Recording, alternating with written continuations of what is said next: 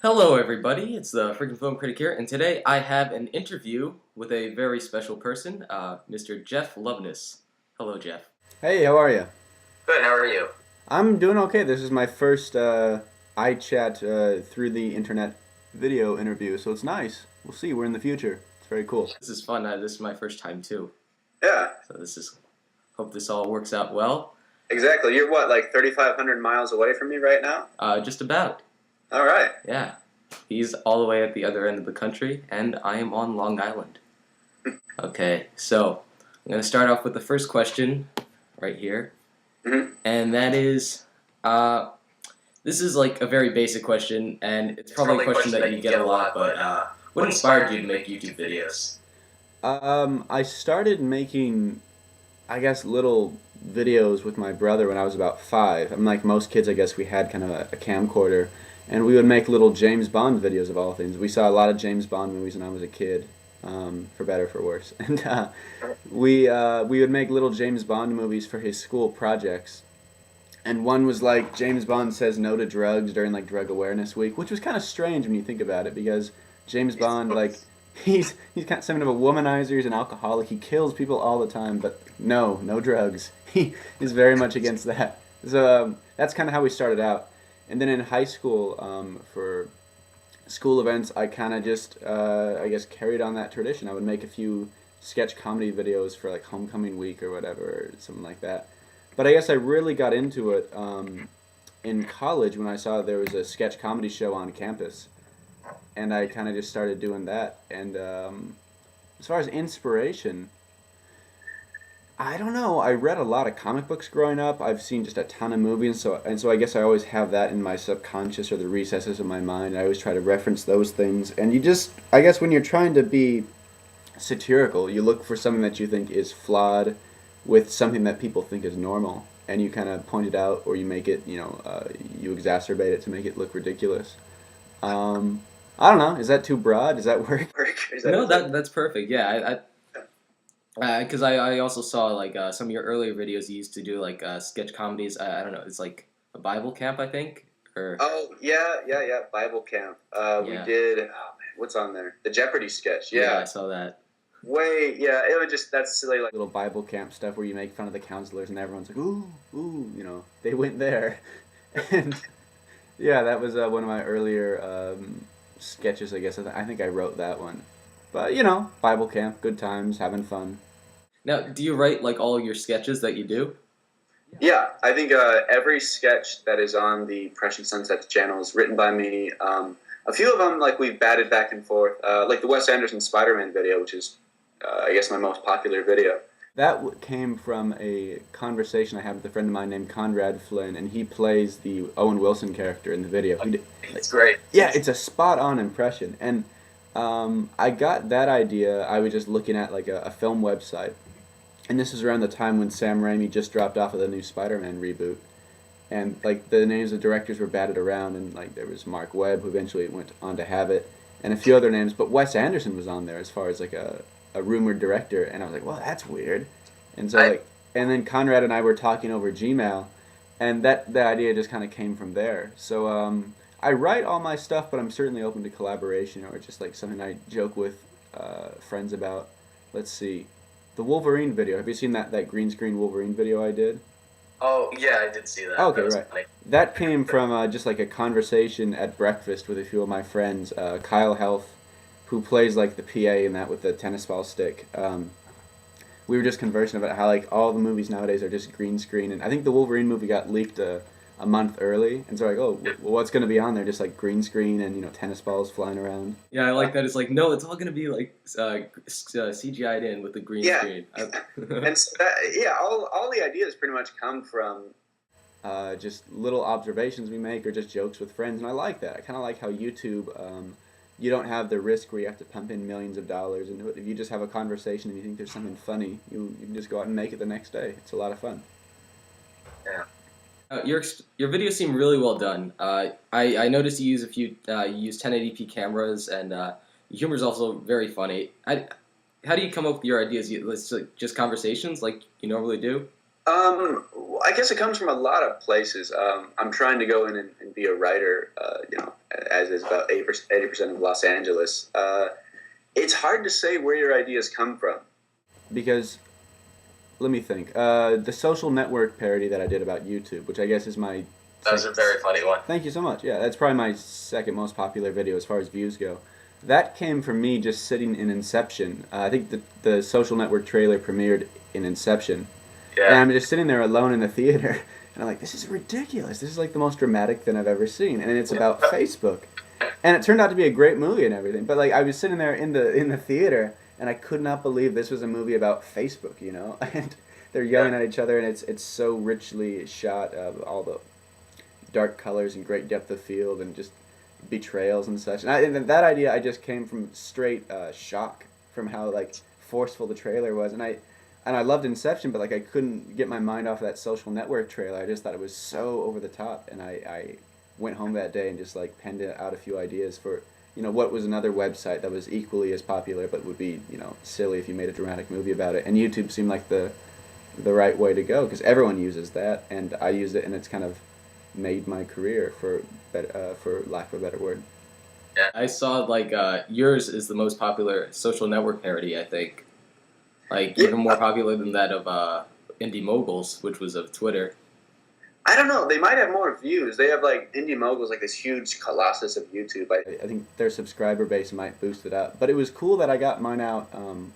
Let's see. Within a week, there were 3 of them. Like mine came out first, and then there was a Twitter one, then there was an eBay one, and then like the whole marketplace was like full of these social network parodies.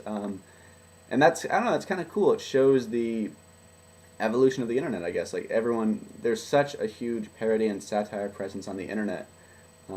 Any major trend will have like 10 vloggers making something about it. And, you know, sometimes it could get oversaturated, but for the most part, I think that's a good thing. You just have all these people with this free outlet to make comedy. You know, you don't have to go watch CBS primetime comedy for some good satire, I suppose. Yeah. Just go online and then you find it. Yeah, it's kind of it's a neat little tool. And now I'm trying to, I guess, transition into the professional realm of things. And I was just on, did you see me on The Office, by the way? Yes, I did, and I thought you were actually very funny. Oh, yeah, thank you. Thank you so much. I didn't mean to be vain, like, did you see me on The Office, sir? But, I was actually going to ask you about that. Oh, okay, yeah. Well, I guess I can hold off on that if you want to ask that later. That's actually the next question. There we are, okay. All right, so Office viewers may remember you from the christening episode. What was it like being on the set of The Office? Being on the set of The Office was one of the most surreal things in my whole life. Most of the episode, and my friend Seth Allison, who was also in many Fresh and Sunset's videos, was in the episode. He had more lines than I did, actually, so he's the biggest. Was he the one that was like sitting next to you on the bus? Yeah, he's the bearded guy, and he had like the great thing about Seth is that like he was cracking them up with his line. There's a scene where he comes in the window like and talks over Steve Carell's shoulder, and it's so great to see like Ed Helms crack up or bite his lip so he doesn't laugh. That was one of the cooler things to see that Fresh and Sunset's team was out there. Yeah, as far as The Office, I got an agent through my videos, mainly the Wes Anderson Spiderman video. Someone saw that, and we kind of talked over the summer. At the end of the summer, I got an agent, and we started going off on auditions. And when I got The Office one, I was so excited. And I thought I did a horrible job. And it was just like 3 lines, but I thought I really messed them up. But that was really funny because you were like just so subtle and you were this awkward guy. I thought that's what made it very funny. Yeah, exactly. And that's kind of the way I went with it. Whereas like the way I took it in the script when I had the audition slides, it was supposed to be just like a regular kid, but I tried to make it just like as awkward as possible, and I think it worked. I was really excited about that.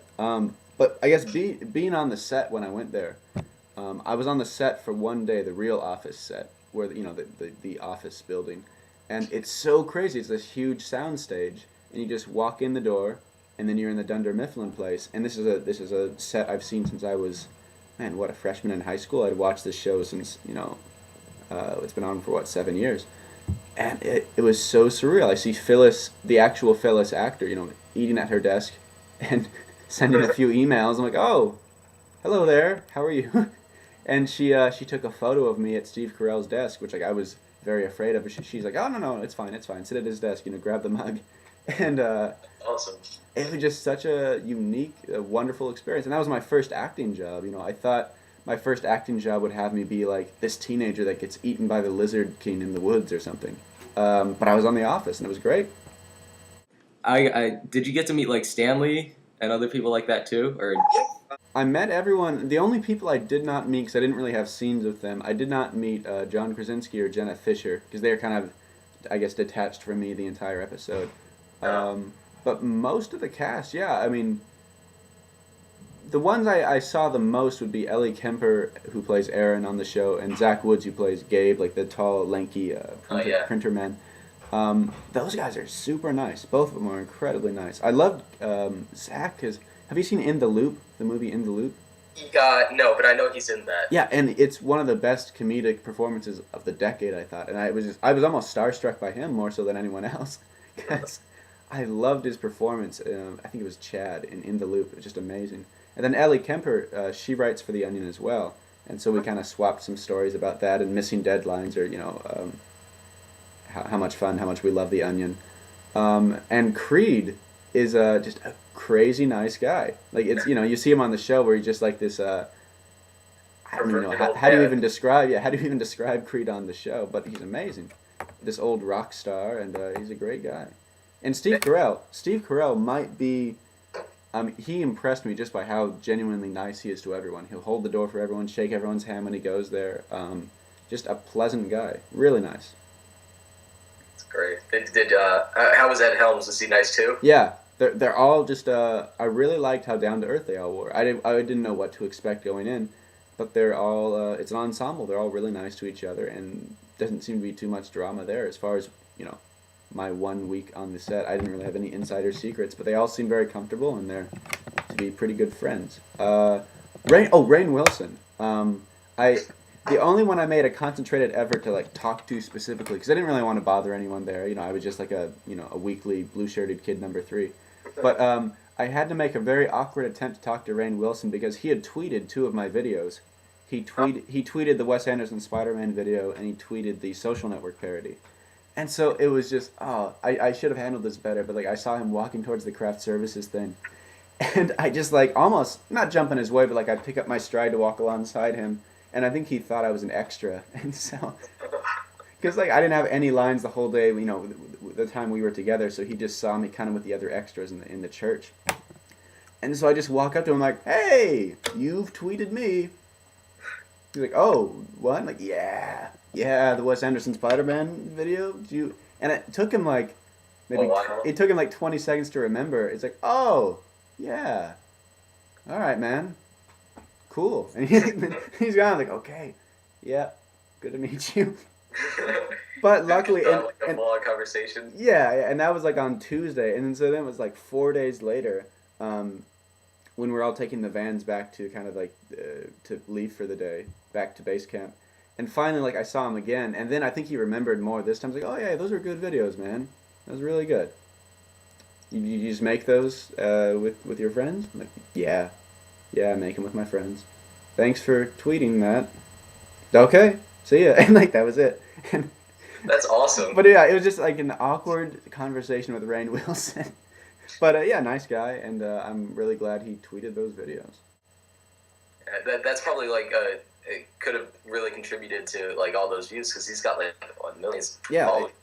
It absolutely did. I'm kind of new to this Twitter thing. I'm trying to jump into it, I guess. But he and Ashton Kutcher and Jimmy Kimmel were 3 top celebrities who tweeted him, and that definitely just spread it virally. Because I have only had 2,500 subscribers. Not that many. I love them all. I love all of them.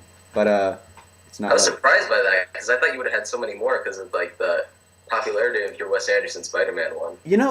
I'm not sure what the deal is. Maybe I need to push that more. One thing I do about YouTube, I don't like all the annotations and the advertisements and all the pleading for subscribers of the vlogs. I just kind of try to make my work and put it out there. I don't want to make it like an advertisement or a little gimmick. I want to use it, I guess, as a tool to just show comedy without any frills in between it or distractions. And so maybe if I put a little subscribe button, maybe that would make people more compelled to. But at the moment, I just kind of like having my work there, and I don't want to bother the audience any way beyond that. They just want to entertain. Exactly. And, if they subscribe, that's nice. And if not, I'm just glad they saw the video. It's great. But it's really nice to have a few of the, I guess, the regular commenters. It's nice to know that I have, a slight following. You recognize the usernames and you thank them for watching. It's a nice little community. Yeah. That's one of my favorite things about YouTube. Like knowing that you have somebody who watches your videos like weekly and they appreciate your videos, and it's a good feeling.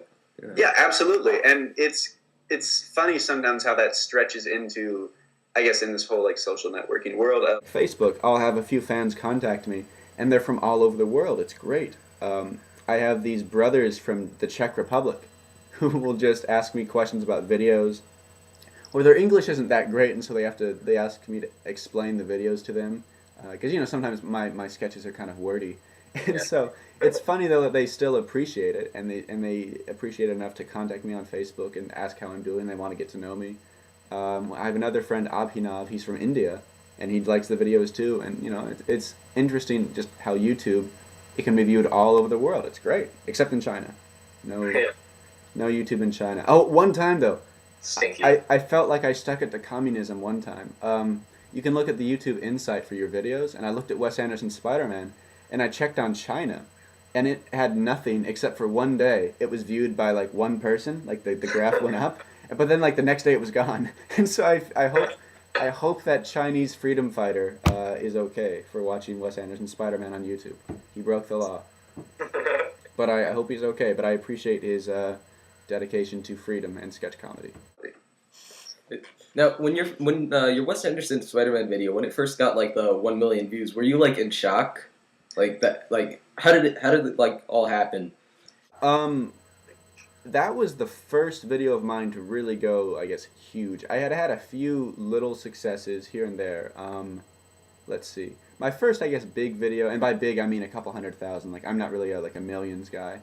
But the first kind of bigger video I had was called like Superman Dat Ho, which was back in 2008 with that Soldier Boy Tell 'Em song, in which like I don't know, it's kind of pervasive, like that term Superman Dat Ho and whatnot. Yeah, and I always thought that came from, I guess, another observation, like Superman would never do that to anyone, not even a hoe. And I just kind of wrote that sketch based on that. That video went pretty big. It got like a couple 100,000 views and tapered off. And then I made that Wolverine parody, and that got picked up a little bit, and I think it tapered off around 500,000, but it didn't really get picked up by too many websites. It was mostly people searching for the leak, and then they found it, so that was nice. Still good though. Yeah, still great, and that was a lot of fun to make. But the Wes Anderson Spider-Man video, I put that up, and this time I guess I made a big viral push with it. I emailed it out to all the comedy sites I could think of, and all kind of the social networking sites that have links in the corners, and all that. Huffington Post Comedy, /film, Screen Crave, stuff like that, because I knew there would be some sort of audience for it, because it's Wes Anderson, which is more of like a film lovers type of filmmaker, I suppose. And then there's Spider-Man, which is kind of a general audience, comic book fans like myself. And so I knew if I could send it to comic book sites, they would like it. And if I send it to almost like elite film blogs, they would like it too, hopefully, ideally. And so I guess I made a concentrated push with it. And it started getting picked up by the websites, and it just rolled around, and it kept building, I suppose. And sorry, I'm getting away from your question. Oh no, it's fine. I like it. It's interesting. Yeah, it's interesting to me, and I thought it would just exponentially grow every day, and it did. And then it probably tapered off around 600,000, 500,000 before it left like all the major blogs, as the weeks roll by. And then but it kept growing and growing and growing. And it hit 1 million about last month. And that, for me, was just an amazing milestone, because this is a YouTube account I had made when I was, 16 years old. If you look at the first video I ever posted on it, it's me and my friend in my small town of Montgomery Creek making a video about a killer microwave, that we didn't think anyone but us would see. And still, that's probably true. It's been viewed like 50 times. But it's great. It was such, I guess, is pride the right word to use? I don't know. It's like a YouTube channel. But I felt proud of it. I felt proud of the work that me and my friends had come together to make something we thought was funny, and luckily about 1 million other people thought so too. It's just an amazing feeling that you made something that the world saw for just a small amount of time. I think that is something to be proud of because it's really funny, especially like for YouTube, and it's very original and the comedy is just great. So Yeah, good. and thank you so much. And it was great because it was something that we made for relatively free. Like, I mean, we had gas money. I'd pay a guy for cigarettes. But Seth Allison, my friend, had a Spider-Man costume, which is weird. He just had a Spider-Man costume lying around for the week. He does costume parties for children every once in a while, and he just had Spider-Man. And then I'm like, okay, let's make this video. And so I thank the Lord that he had that Spider-Man costume that weekend. Yeah. I just have to say, you make a very good Jason Schwartzman look-alike. Thank you very much. I wish I had. I was an intern for Jimmy Kimmel over the summer, and Jason Schwartzman was on the show one day, and I couldn't see him. I just missed him. I really wanted to like throw the video at him or something. Should have said, like, wait. I should have said it, yeah, because I still wonder, like, has he seen this? Do they Google their own names in the YouTube? I don't know. I don't know how like the celebrities do it, but I hope he had seen it. I would like if Wes Anderson had seen it. I have a feeling he might have. I hope so because it certainly comes from a place of love. Like I think Rushmore, it's my favorite movie probably. Just as like, I think Rushmore is an amazing movie, and so it comes from a place of respect and love. But I do hope he's seen it. Yeah. I love Wes Anderson movies. Rushmore and Bottle Rocket are my two favorite ones, actually. Oh yeah, Bottle Rocket is so great. Just that ineptitude of their crimes, and Owen Wilson. I think that's my favorite Owen Wilson role. That was his first one too. Yeah, he's so good. Was it Dignan? Is that his name? Dignan? Yeah, Dignan. Yeah. On the subject of the other question, actually, it is funny. The YouTube video that got big, and that was one of my. That's probably the biggest viral response as far as immediacy, because YouTube itself picked up the video and put it on like their official Twitter and Facebook and whatnot, because it was about YouTube, you know. And Chad Hurley, the founder of YouTube, saw it, and he put it on his Twitter, and like he contacted me. He thought it was funny, and that I guess was a really special moment for me because the founder of YouTube, you know, the CEO, the guy who made this possible for me to put all my videos up, he liked the video and he saw it, and he subscribed to me on YouTube, which was just a strange feeling to say the least. Like the founder of YouTube is watching your stuff. He subscribed to you. That was one of the most, I guess, accomplished feelings. You know, once again, like my YouTube account that I made off of my Yahoo email and that I made when I was 16 years old. I don't even know what Prussian Sunsets means. That came from, that was like a word. I was gonna ask, like, where that term even came from. Once again, it's a conversation I had with my friend Jeff Scalland back home. We were talking, we're kind of history fans, and we're like, whatever happened to Prussia? Like, yeah, wait, didn't it used to exist? Like, yeah, it didn't get destroyed. Like, no, I think it just kind of got folded into Germany. Yeah. and sunsets came, I don't know. I chose a time of the day. This is the first time when I got my first email account. You know, there's a time in your life when you're a teenager or a kid where I don't know if it's different these days, but you had your family email account, which is like Microsoft Outlook or whatever, and you would kind of email your friends. But then you get this streak of independence where, no, I want to get my own email account, and like I can, you know, send all the emails I want. And this is like 2006 or something. Before I had a Facebook or a MySpace. Like, no, I'm gonna have my own email account so I can email all my friends, and my parents will have no idea what I'm saying.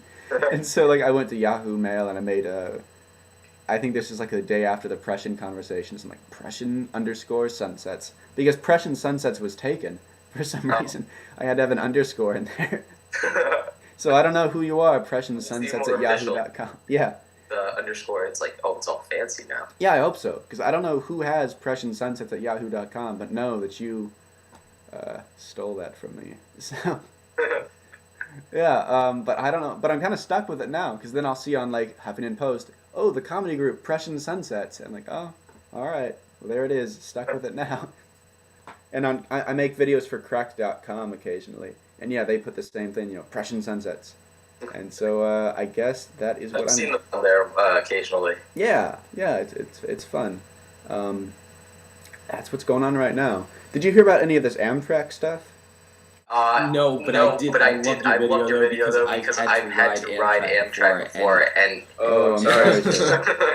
It sucks. It sucks. Yeah. So you saw the one that was on my YouTube for a little bit? Wait, did it get taken did it down? get taken down? Yeah. Okay, well, this this is a really funny story. Yeah, I made this video about Amtrak and all this TSA hullabaloo. Really funny. Yeah, why would you want to even blow up an Amtrak? No, there's no point. Who wants to blow up the Denver to Kansas City line? That's not gonna. But yeah, I made this video because I thought it was funny how all this strict TSA security at the airport's getting everyone upset. Rightfully so, I think. It's kind of ridiculous. But, I thought I'd make an advertisement that Amtrak is trying to capitalize on this and trying to get more people to come to their trains, even though they're kind of crappy. And so I made this video, and I throw up the Amtrak logo at the end because I think it's like fair use, satire, political speech, all of that. And I get an email, 2 days later, from the head legal counsel of Amtrak, like William Herman. And they pretty much tell me to cease and desist and take down my video because it infringes upon Amtrak's trademark copyright. And I'm like, well, this doesn't make any sense. No, I'm not making any video. I'm not making any money off of this. I'm a YouTube partner, but I took it off for that video because I thought maybe there'd be an issue.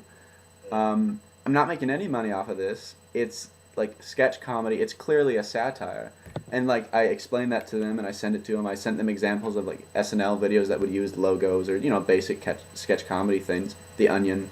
And they were not having it. They threatened me in federal court, that they would pursue me for infringing their copyright or their trademark. And I'm like, wow, this is crazy. But at the same time, it was kind of fun because this is, once again, just my personal YouTube account. Yeah, and in 3 days, this video went big enough to reach all the way to Amtrak. I thought that was kind of funny.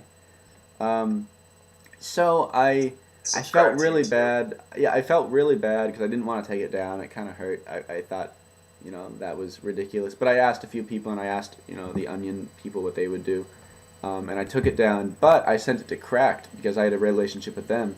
And I sent them kind of the green screen version. I took out the logo, and they added a ton of stuff. And they added 3 logos in there. I'm like, oh, all right. So I guess it worked out in the end. I thought it was really funny because I know of Amtrak. I've been on it, and there's really no point to blowing up Amtrak. No, there's not. It's like who even goes on there? It's you're not going to blow up many people. No, a few homeless people and starving students. New Jersey. Yeah. I wish we had better trains. I mean, you go to Europe, and that's fancy stuff. That's fancy living. I've never been on a train in Europe because I've never even been to Europe. Right. Well, they seem really nice. Make sure if you head over to Europe, make sure to jump on a train at least once. It's nice. It's the way to travel. It's quite nice. I heard they serve you food. Yeah.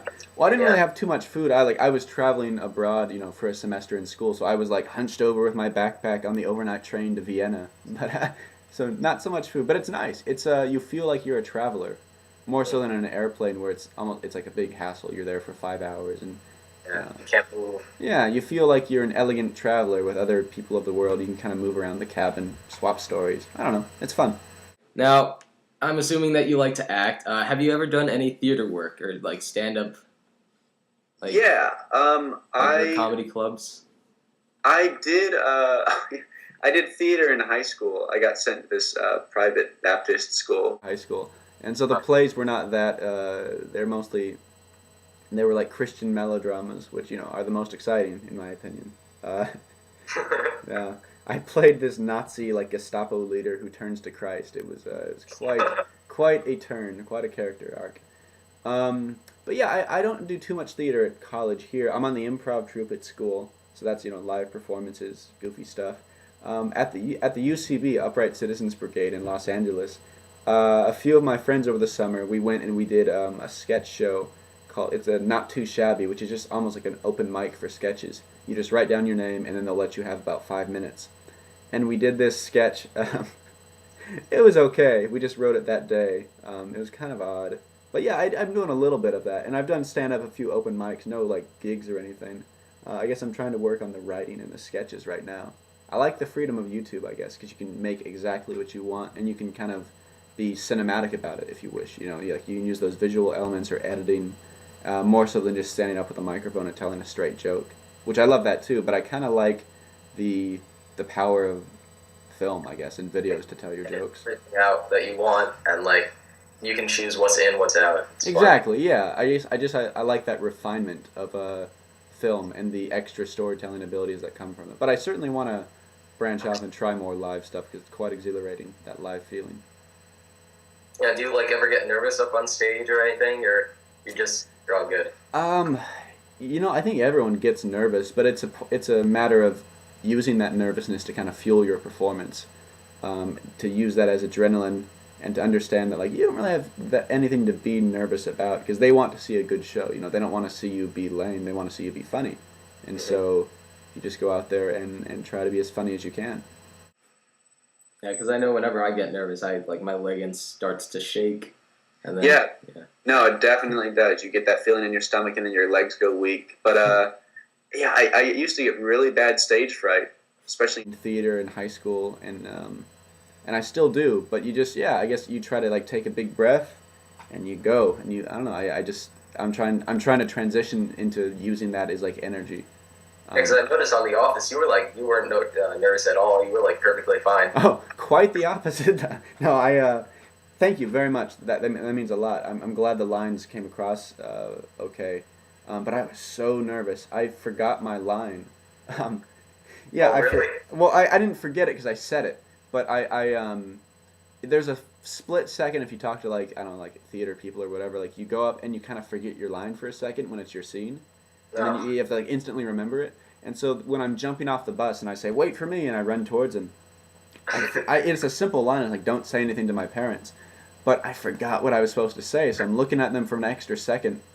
I thought that was funny. Don't say anything to my parents. Like I just kind of like blurted out. Oh yeah, multiple takes though. I think the first take I kind of forgot what to say. But yeah, I was so nervous because I didn't think about it the entire time. I was trying not to psych myself out. But I kind of psyched myself out when I was on that bus because I'm running down to talk to Ed Helms and Steve Carell right now, and I will be on camera on The Office, and I just started getting really excited / nervous, but it was wonderful. So I'm glad you didn't think I was nervous. That means a lot. You were great. You were very funny. Thank you. Let's see here. Now, have you ever gotten any recognition on the streets? Because Mr. 1 Million. Not too much, not too much. One time I was at the UCB in the line, and someone recognized me from the Wolverine video, of all things. Like, oh yeah, you're the Cyclops guy. Beyond that, I have not been recognized too much, which is nice. I don't expect it. It's just YouTube, and I'd rather just be a normal citizen, I suppose. I think that might be one of the fun things. You get famous on YouTube, people recognize you. Oh, yeah. Maybe one day I'll try to walk around in costume, in my Wes Anderson Spider-Man costume, maybe. Now for the song, I was just curious about this one. It's not a question I had here, but for the song that you used in that video, did you know the band personally or something? Yeah, Conrad Flynn, the Owen Wilson guy, he found him on the internet, and Damien Youth, I believe, is his name. And we were talking, Conrad and I, about what songs to use because we would need a 1960s folk music sound. And he said, "Oh, I know the perfect guy. He knows this song." And he contacted him, and the guy was not licensed at the moment, and so he just kind of let us use the song, which was great. And in exchange, we would link it on the website, and people can go and download it. It's a great little song. I have it's very catchy. Yeah, I have it on my mixtape, our mix CD, mix playlist, whatever you would call that, at home. It's a nice little song.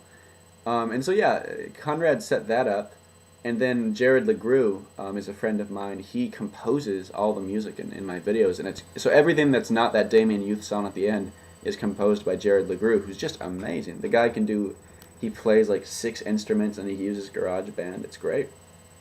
And GarageBand can be very useful, especially for that, all the music editing. Absolutely, yeah.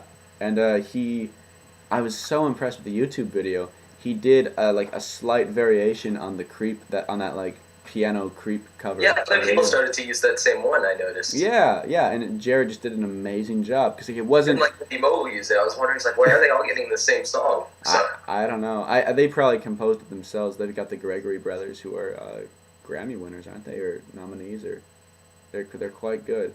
But it's fun. You kind of you amass these teams together of actors and writers and cameramen. Kyle Health has done the camera for me for all these videos, and Luke Summer who's a cinematographer.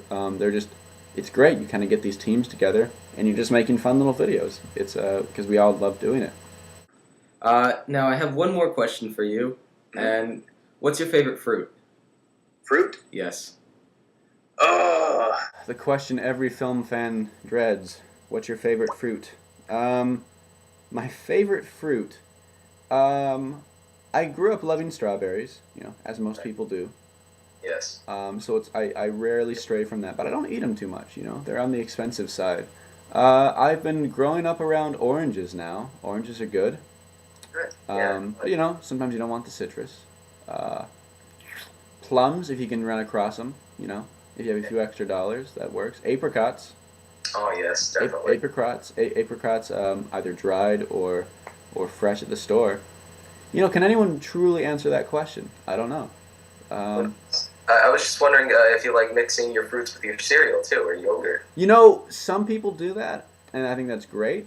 Occasionally I'll put bananas on Cheerios, but for the most part, I let the fruit be fruit and the cereal be cereal, and I eat them, separate but equally. I'm not so much a fruit on cereal guy.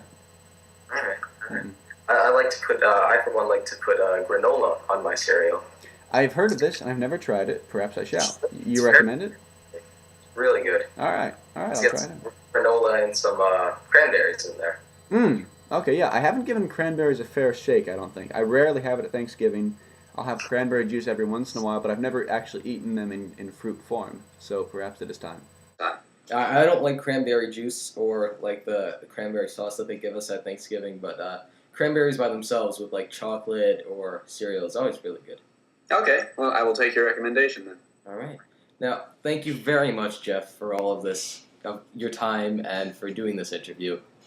Yeah, sure thing, man. This is exciting. Can't wait to see it. I think I'm a subscriber to your page. If not, I've certainly seen your reviews. I like all the stuff you do in the back there. Thank you. Do you have a green screen at home, or how do you do that? Yeah, I do. I have a green screen. I bought it on Amazon for good $20. Really? Only $20? That's Yeah. great. Yeah. And I just use like some pins to hang it up. Yeah. Well, it looks great, man. It shows like you've got all your hundreds of views, and you got your subscribers going up. It's kind of cool. You're making your own little thing. What made you want to get into reviewing? To be honest, I used to watch Ebert and Robert every Saturday. Yeah, same with me. I used to watch that all the time. Yeah, it was always just a very entertaining thing to do after I ate my dinner. At 7 o'clock, I'd watch it. And, Absolutely. And so, I think it was last year. Yeah, last year I just got my Mac and wanted to see what I could do with it. So I decided to, make a new account. I said, why not review movies? So Absolutely. I made this. I'm so glad you mentioned Ebert. That guy, I've been reading his reviews for years now. Yeah. And he's really kind of changed the way I see film. It's great. It's really sad about his whole, his face. So. Yeah, very sad, but at the same time quite inspirational. He's still working. He's still...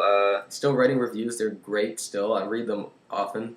Yeah, he's got a great outlook on life, and I think he's just a wonderful person. It really made me sad. Oh, man. So I loved Ebert and Roper. And then Roper went with guest panelists every once in a while. But It wasn't the same though, but at least it was still entertaining. I Absolutely. still watched it. Yeah. He got A.O. Scott and Christy Lemire, different people like that. But then the show changed.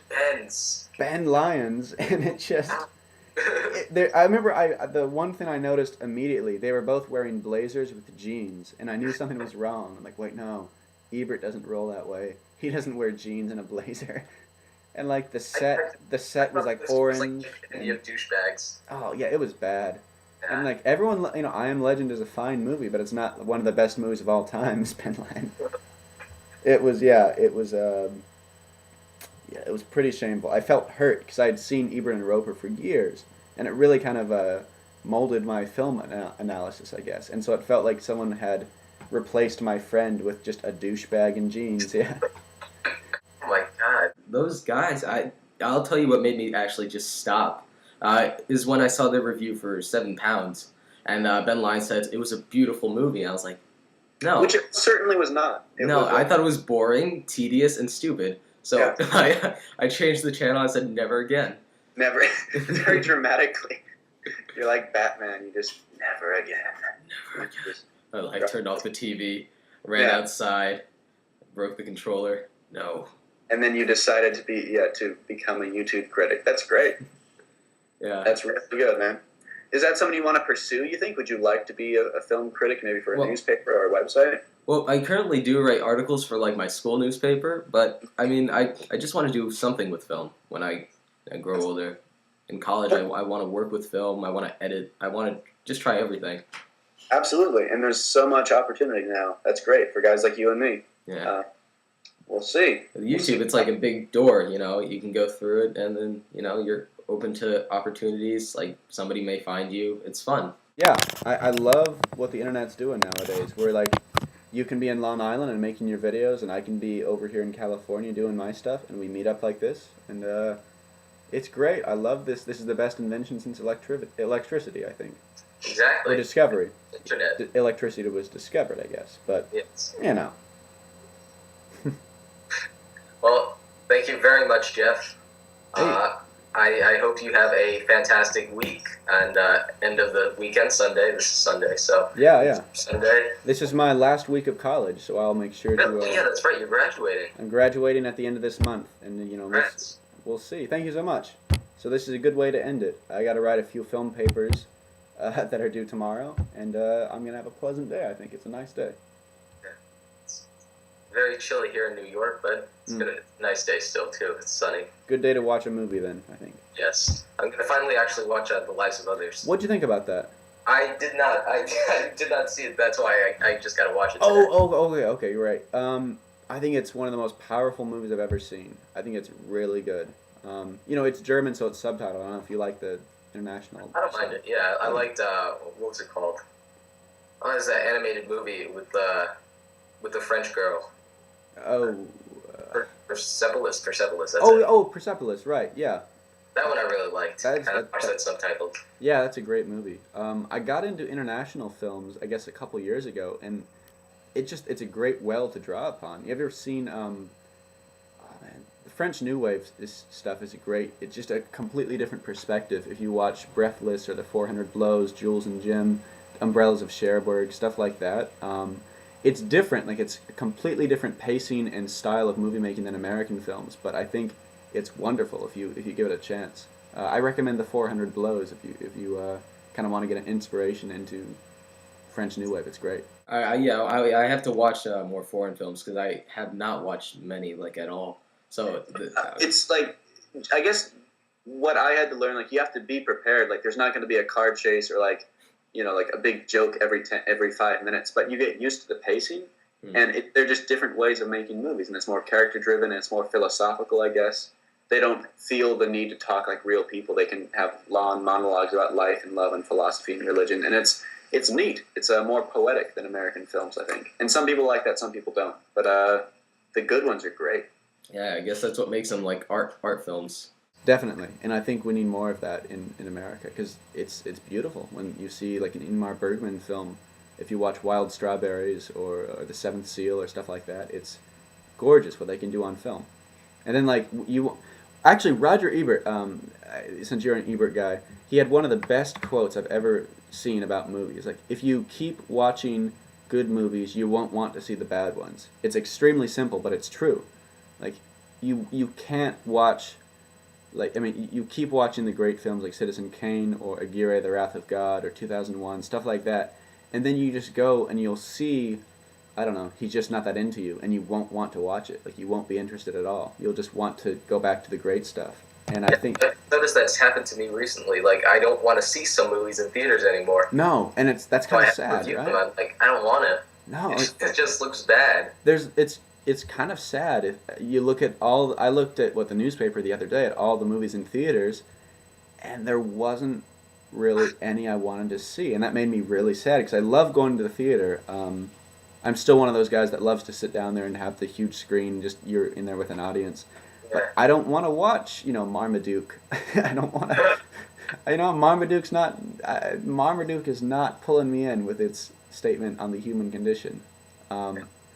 But there are great ones. I think there's just more bad movies out there than there are good ones at the moment. So hopefully we will. This year, definitely, there was a lot of bad movies that came out this year. Yeah. But there were several good ones too, like Black Swan. I think that actually may be my favorite movie this year now. Nice. That just came out this weekend, right? Yeah, I got to see that on Tuesday, so I was very happy. I got to see that early, and I loved it. How'd you get to see that on Tuesday? Well, my friend, he gave me this website that like where you go on there, you find these advanced screenings, you print out the tickets, and then you just wait on the line for 4 hours, and then you go in. Right. And you're New York based, so you can. There's all those screenings. Yeah. That's great, man. I'll go check it out. Look, I love Aronofsky. Yeah. The Wrestler was amazing, and I'm interested to see what he's going to do with Wolverine. That actually might be really good because I actually do love every single Aronofsky movie. I've seen all of them now as of yesterday because I saw The Fountain. Okay, And I've only seen. I think I've only seen The Wrestler. I need to get on that. you have to watch like Requiem for a Dream, Pi, and those two are my favorite ones. Requiem for a Dream and Pi. Great. Pi was like extremely surreal, and just Requiem for a Dream was extremely depressing, but really well done. And like, Great. I'll definitely check that out.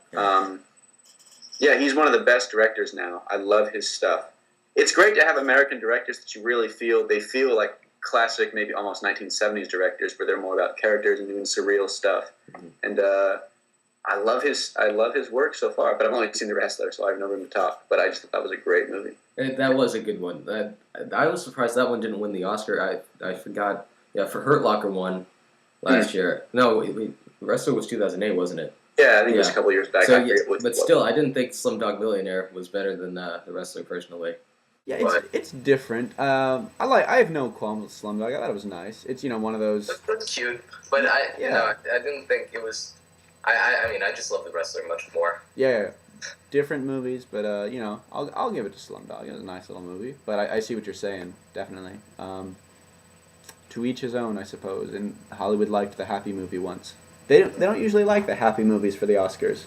I know, that's weird. But I was willing to give it to Slumdog because it was nice to, I guess, the change of pace. They chose the Happy movie that made people feel good, and nothing wrong with that. It was a nice movie. I saw Danny Boyle's 127 Hours. Oh, that was really good too. Nice. So yeah, that was also kind of a happy ending though. So wait, really? Doesn't he cut off? Yeah. Even though like the guy had to cut his arm off, it was still a happy ending. Okay, I'll check that out. See, there's a lot. I think there's great movies out there. I just haven't seen them. I need to go watch them. So thank you for the recommendations. You're welcome. Yeah. What would be? Do you have a couple favorite movies, like 2 or 3? Favorite movies, I guess I'd say. Well, this is Spinal Tap. I'm gonna stick by that as my. You told me that, right? Yeah, that's my number one favorite movie. Great movie. Then I guess The Godfather, and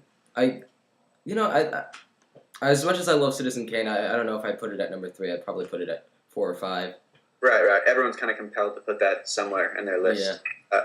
Secret for you. I don't tell anyone this yet. Right. I'm a film studies major at my college, and Citizen Kane has been assigned like 4 times. But for some reason, on principle, I have not seen it yet. I just have not seen it because I don't know. I feel I'm not ready for it yet. Like I'm building up to it. I mean, I right now I should watch it. Like, there's no reason I should have seen it maybe 2 years ago. But it's almost like it's a principle thing now. Like, I want to get through the film studies program at my university and say that I never saw Citizen Kane. But it's bad. It's hurting myself right now because I should watch it. But yeah, you gotta watch it eventually because I graduate this week, so I'll watch it next week.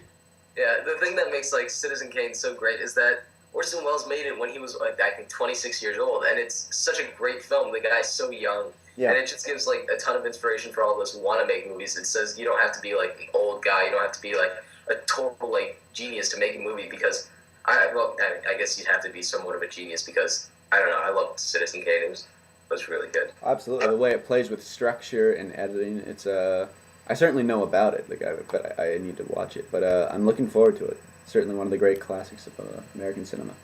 Yeah, you'll like it, I hope. Oh yeah, I'm sure I will. If I don't, I will tell no one because I will be ostracized. I know of a few people who don't like it, and I'm like, yeah, you just judge them. You just judge them, and you should. And you should. Exactly. All right. Thank you very much once again. All right. I hope you enjoy the rest of your Sunday. I will. I will stop the video, I guess, right now. Yes.